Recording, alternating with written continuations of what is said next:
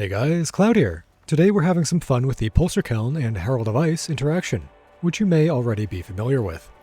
I remember first seeing it probably 2 weeks ago now on Mathel's stream, where he was using it with Spiral Shot to extreme effect. It's definitely one of the strongest clear speed interactions in the game right now, and functions similarly to our old pre-nerf chaining armor explosion. Actually, it's significantly better because its radius is even larger than armor explosions, meaning it not only can potentially chain infinitely, but it does so even more easily. Now, how does this interaction work? Herald of Ice creates a cold explosion pop when you shatter an enemy. Normally, that means you need to freeze and then kill something.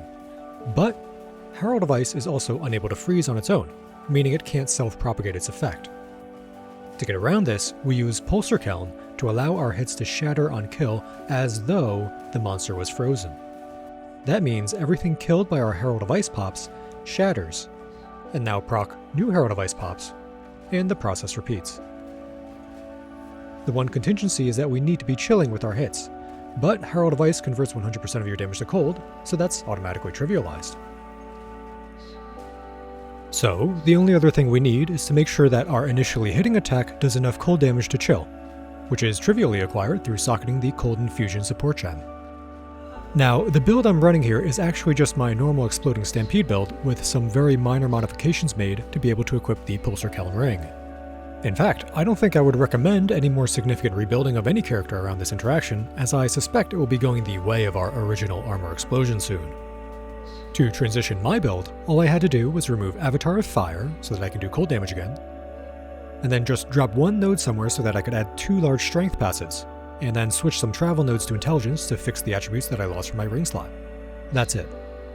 Then equip the Polcirkeln ring, replace your Stampede supports with cold-based ones, and use a low-level Herald of Ice matching the Dex and Int that you have available, and you too can blow up multiple screens once again.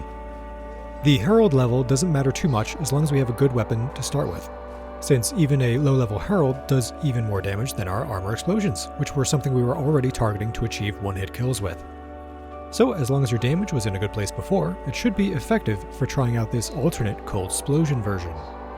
The supports I'm using on my Stampede are Cold Infusion to give it the initial cold damage to allow for chilling in our initial shatters, then Cold Penetration, Ice Bite, Heft, and last we still use Armor Explosion since there isn't a great final socket option, and we're still built for it anyways. And in Herald of Ice we have Magnified Effect and Long Shot. That's all we need. Now the downside to this reconfiguration is that without Avatar of Fire, our Hammer of the Gods ignites are weaker. You can replace its Eternal Flame support with Aftershock or Rage Forged to bring back some more damage.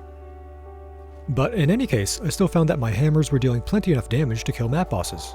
So all in all, this Cold Herald configuration is actually just simply better for mapping purposes.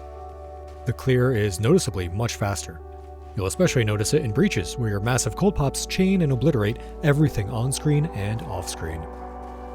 Now, will this interaction be nerfed? I suspect probably. Not only does it completely trivialize mapping, it's absurdly easy to get up and running. Probably almost any attack-based build would be better off slotting the interaction in, and that's when you know it's not long for this world. But I'd say it's here for now, so enjoy it while you can. Games are about having fun, so you should have fun with this. But also understand that when something like this is so powerful that it diminishes the fun in building or playing anything else, that hurts the overall fun of the game too. So we should expect it to be changed for the betterment of the game as a whole. That's all for now. Until next time, Exiles.